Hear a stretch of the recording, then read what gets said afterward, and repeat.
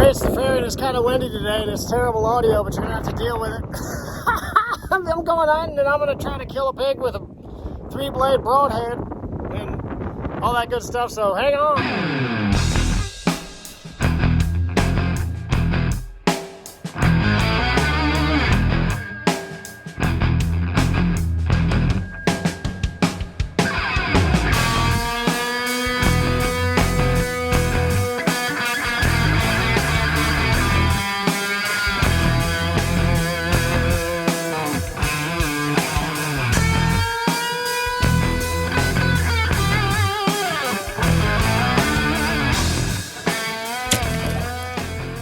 All right, just kidding. I got out of the wind.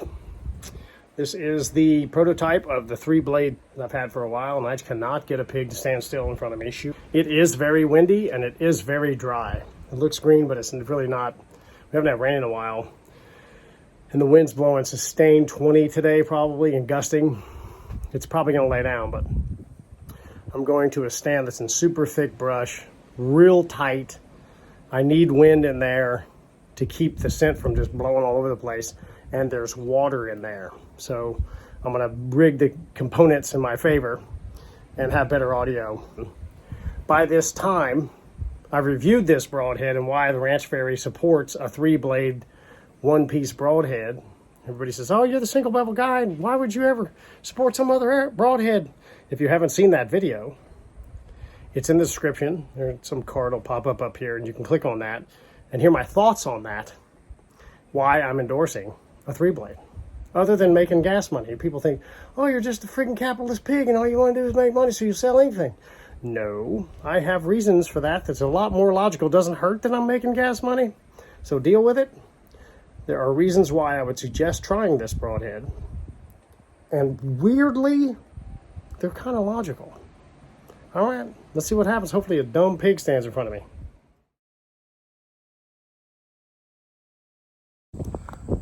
Oh yeah, just remember, this isn't a hunting channel. This is a testing channel that leverages the feral hogs in Texas as test targets in real hunting situations. Okay, so you think this is a hunting channel. It isn't. It's a shoot them and kill them with arrows and see what happens at channel.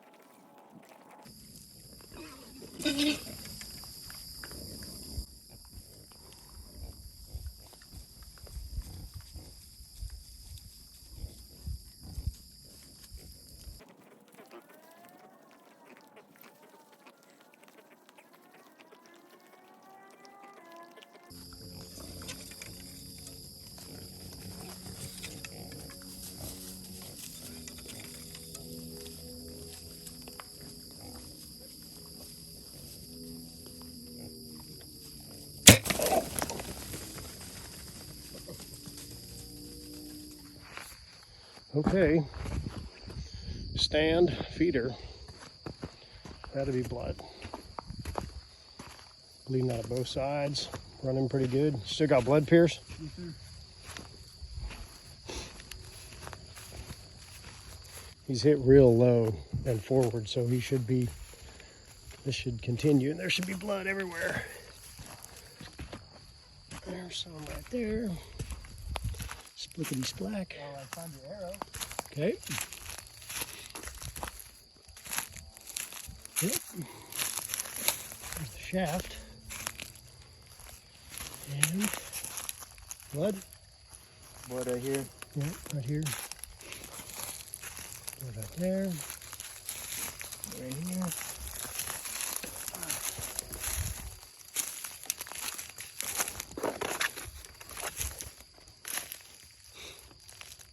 blood right here,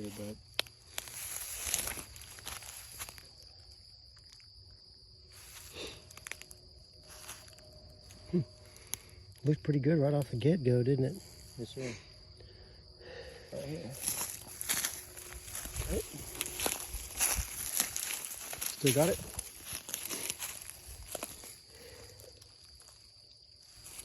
Right here. Blood right there. Oh, it drops. Wow. You really started bleeding right off the bat, man. Right here. Yep.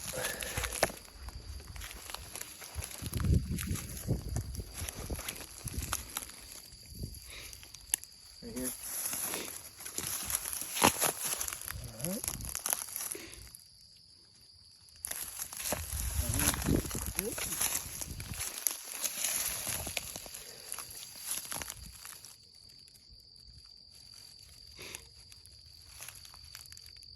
Mm-hmm. Oh yeah, man. Mm-hmm. Pig. Oh. Is it 50 yards? Oh, he's not as big as I thought. Wow, he looked bigger on camera. Well, I'll take it. Right in the vital V. So we'll take this guy back. I thought he was bigger than that, but he's about 140 pounds. Good test pig for the, that didn't take long to find. That's And it, here's did what's not. cool. Look back there. That's the light. Oh, nice. Turn your light Great down. shot. That's the, I can't see it. That's the light on the feeder right back there. It can't be. Oh, there it is. 40 yards. Wow. It's not that far.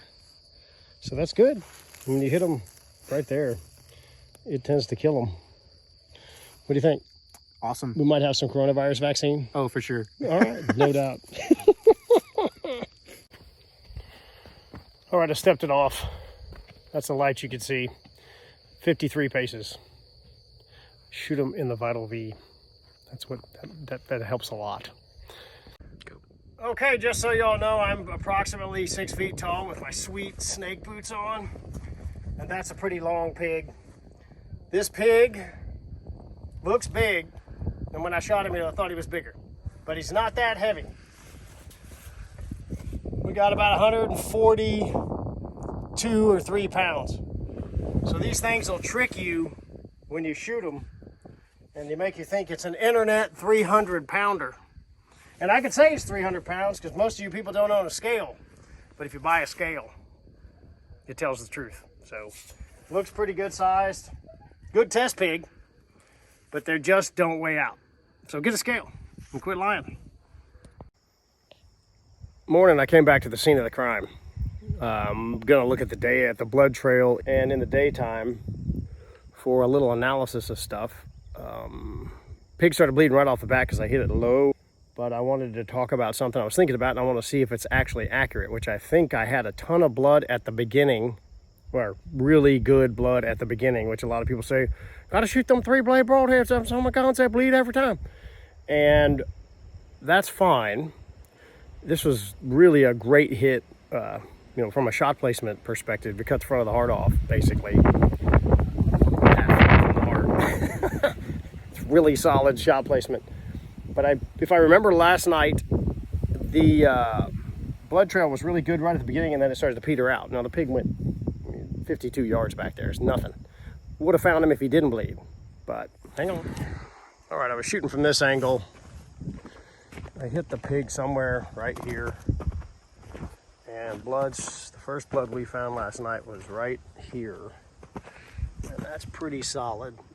And it's in a line.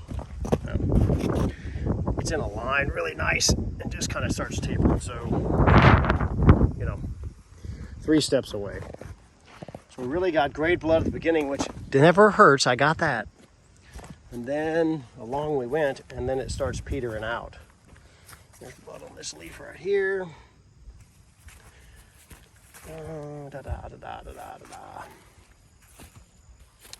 Pierce found blood somewhere. Then we started getting in the bushes, and we have this kind of stuff, right? You can see them running right here. I don't know if you could have seen that last night. but you're not seeing it. It's not a continuous line. Ah, that's interesting. Way off to the left, like it's shooting out of him. Maybe that's where he went. Oh yeah, okay, he took off a little bit off trail. But we're seeing, you know, okay blood trail. And in the daytime, it's a little easier to see it. But I'm not seeing something that's, you know, miraculous, right? Spot here, take a couple of steps, look around, blah, blah, blah. Kind of a normal blood trail. So I'm not knocking anything, and I'm not trying to bash on any kind of, this is where this stuff gets weird with humanity, is everybody wants to fight about stuff and says, oh, you're just trying to prove a point that the 2-blade broadhead would have been the same because you're a 2-blade guy, but you're promoting a 3-blade, blah, blah, blah. I'm going to cut that off right now. Because I've never said blood trails are predictable. There's a little bit right there. Never said it, but the way that blood trail started, and then what happened, you know, when we found him, you'd have thought the way that thing started, this would just be a continuous, you know, run of blood. Still got a little bit. He trucked right over here and he croaked right over here. I'm just seeing little spots, and if anything, it's getting worse. That's the analysis of it. Obviously, we got really good blood as he starts to die, and he went down right there. Okay, and you can see the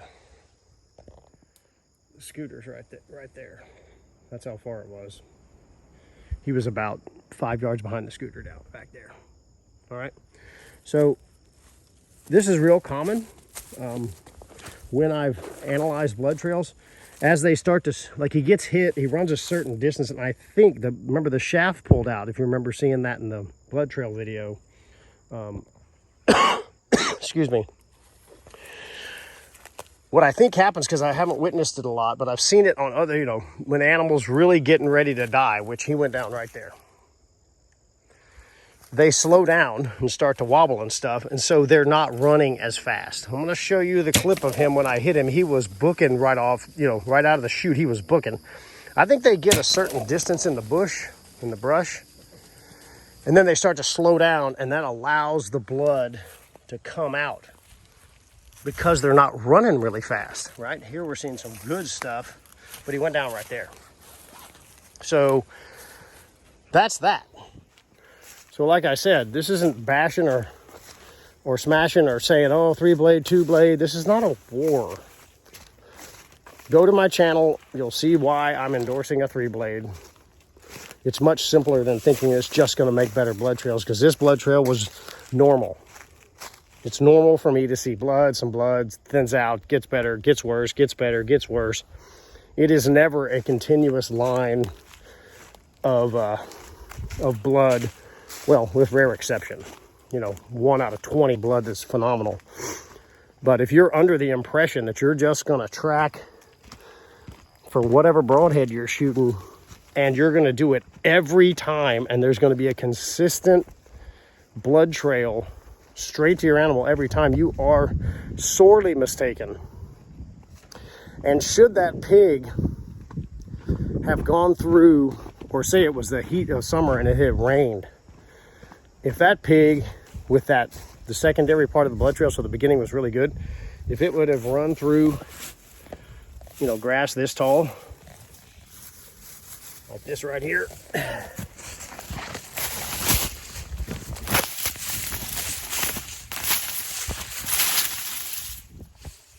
if it was summertime and the grass was over knee deep everywhere, your blood trail would have been terrible. So we'll get to the point, Fowler, you're an idiot. Yeah, I'm getting to the point. Lower 1/3, straight up the leg. Shoot them where they die. Perfect shot placement is hitting them in the vital organs so they don't go 100 yards. I could have found that pig anytime because he was 52 yards or 53 yards away, and I know he ran that way.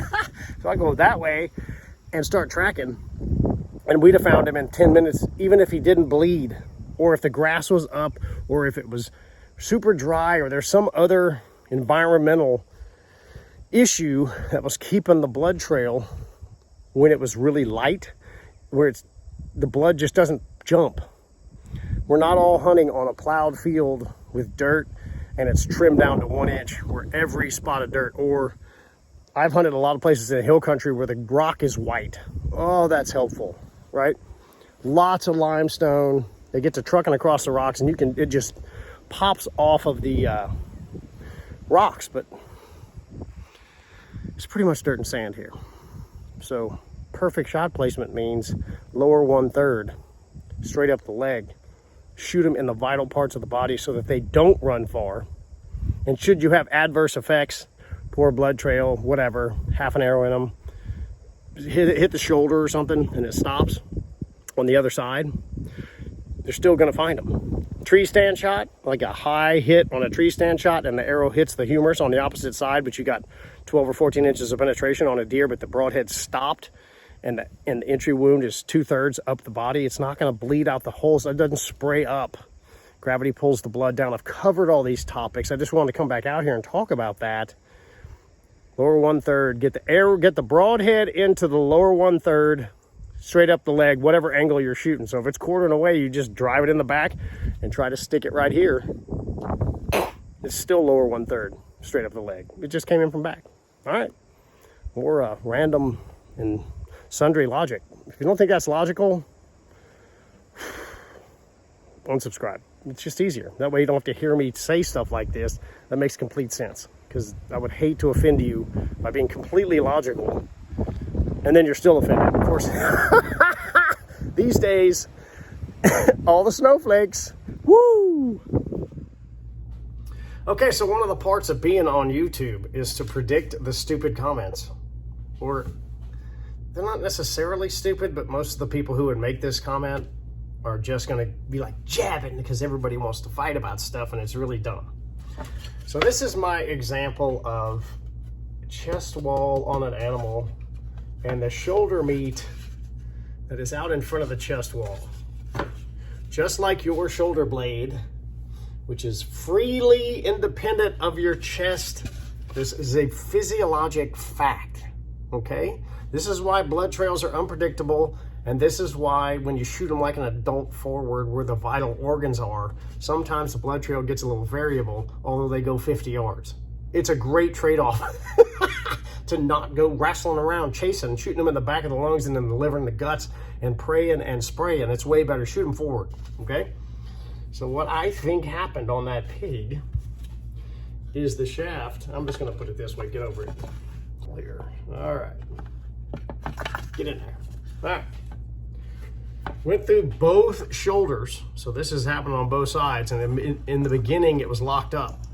And I'm pretty sure this, because of the blood pressure, I don't know this for a fact, was spraying and it had something to hit against right off the bat. The blood was pouring off the shaft as he ran off, and I don't know when the arrow flew out, but he went about 30 yards and he was running full speed. The shaft pulls out and he starts running like that. Both shoulder blades, the hole is blocked every time he runs, okay? Because he's going like this and the shoulder blade is moving back and forth. I've covered this on one of my videos. See that hole? The shoulder is independent of the chest wall and the shaft is out of him, which is ideal, by the way. And it's just containing the blood inside the chest and he's still spraying. Will this happen every time? No. Can you get a quartering away shot where you slip it in like on the crease where the shoulder blade isn't getting in the way and then it's going forward and get a hell of a blood trail? Yes. It's completely unpredictable, and there's a whole lot of other physiologic facts that may close up the hole. But of this particular hit, this is what happened once the shaft came out. You can argue that wider would have helped. You're sorely mistaken. That is still happening. It's still happening. It's just not. It just is what it is. So just let that roll around in your head that some of us have actually studied this stuff. We know what the facts are, why the meat's moving around, and not to mention this piece on that pig was about that thick. It was about 4 inches from hair to the inside, this distance right here on the penetration side, hair to the broadhead first touching anything, lungs, heart, or anything else, was 4 inches. You had to penetrate across. Well, this 4 inches is in the way of blood exiting the hole. This is just facts. So y'all can get on the message boards and smack around, and you're welcome to make a stupid comment and say that I don't know what I'm talking about, but you need to study basic physiology. Every animal on earth has the ability to run or do this where the holes never line up. And you think you can overcome this with a giant broadhead. You can't. You can't. It will never be predictable. Ever, never, never. Vital V, vital organs, shoot them forward, doesn't break, doesn't bend, broadhead sharp, and you will not have any troubles finding them. And hopefully we get a blood trail that's great and we just walk up there. It's way easier. All right, well, leave your stupid comments. I'm sure I'll get a couple. Somebody who just has to say that I'm wrong about this, but it's pretty hard when you do basic anatomy and look at what is actually going on. If that broadhead was 1.25 inches wide instead of 1 inch and just a little over 1 1/16 wide, it would have been no different. I just can't, there's just no way that, you know, this thick of meat on both sides behaves any different, because the meat's, remember, it cuts the hole and then the meat wants to come back together, so it doesn't jump open and make a hole in them. It's a triangular shape or a 2-blade shape going through the meat. The meat does not want to explode apart, and it tries, well, just the way it's set up. The mass of it actually keeps it shut, and then when they're running, it's wiggling all over the place. It's not a fixed object. It's not like shooting cellophane or a car hood, which seems to be very popular. Look at the hole in the car hood. Well, yeah, metal bends out of the way. Meat does not do that. It has mass, it has elasticity, and it does not want to come apart. All right, shoot them low, shoot them forward. 53 yards is way easier.